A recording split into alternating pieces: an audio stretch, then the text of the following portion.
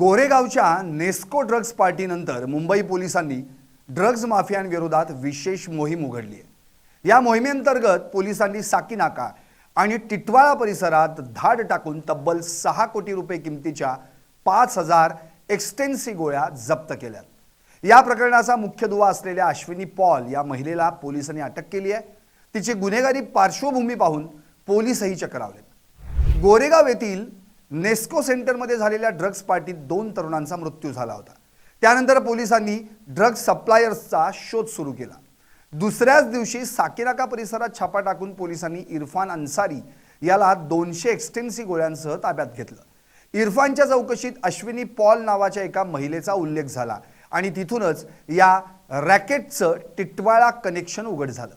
ज्या 2 तरुणांचा ड्रग्जच्या ओव्हरडोसमुळे मृत्यू झाला त्यांना पुरवण्यात आलेलं ड्रग्ज याच साखळीतून आलं होतं का याचा तपास पोलीस करतायत। जप्त केलेल्या गोळ्यांवर मर्सिडीज आणि डॉलर ही चिन्ह आहेत।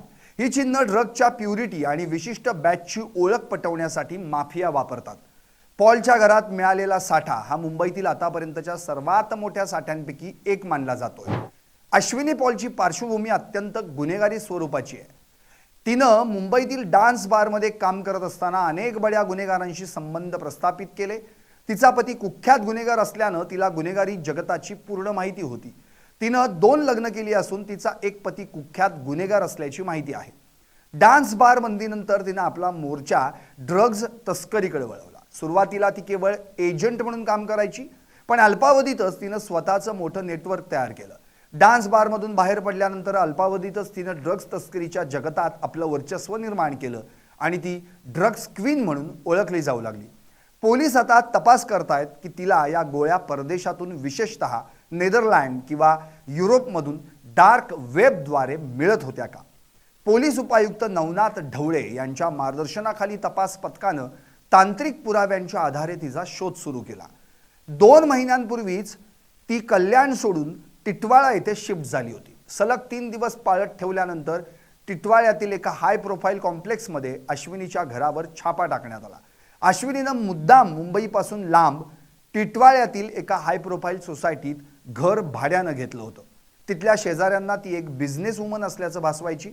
दिवसा ती एक सामान्य गृहिणी म्हणून वागायची, पण रात्री तिचे घर ड्रग्ज वितरणाचं मुख्य केंद्र असायचं। साकीनाक्यातील इरफान अन्सारी हा तिचा मुख्य डिलिव्हरी बॉय होता, जो मुंबईत ड्रग्ज पोचवायचा। ड्रग्ज तस्करी करताना पोलिसांना गुंगारा देण्यासाठी अश्विनी अत्यंत सावधगिरी बाळगत असे। ती प्रत्येक डीलसाठी नवीन सिम कार्ड वापरत असे। ती पोलिसांना गुंगारा देण्यासाठी बर्नर फोन्स वापरायची। पोलिसांनी तिच्याकडून 4 ते 5 मोबाईल फोन्स आणि 7 ते 8 सिम कार्ड्स जप्त केली आहेत। या फोनमधील कॉल डेटा रेकॉर्ड म्हणजेच CDR मधून मुंबईतील अनेक बडे ड्रग्ज सप्लायर आणि हाय प्रोफाईल ग्राहकांची नावं समोर येण्याची शक्यता आहे। पोलिसांनी जप्त केलेल्या 8 सिम कार्डपैकी काही सिम कार्ड्स दुसऱ्यांच्या नावावर बोगस कागदपत्र घेतल्याचं समोर आलंय। तिच्या व्हॉट्सअप चॅट्स आणि टेलिग्राम चॅनेल्समधून मुंबईतील अनेक हाय प्रोफाईल पार्ट्यांचं आयोजन करणाऱ्यांची नावं समोर येण्याची दाट शक्यता आहे।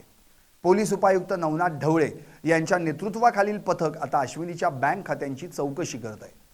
2 महिन्यांमध्ये तिनं कोट्यवधी रुपयांची उलाढाल केल्याचा संशय आहे। या पैशांचा वापर तिनं कुठं मालमत्ता खरेदी करण्यासाठी केलाय का याचाही शोध घेतला जातोय।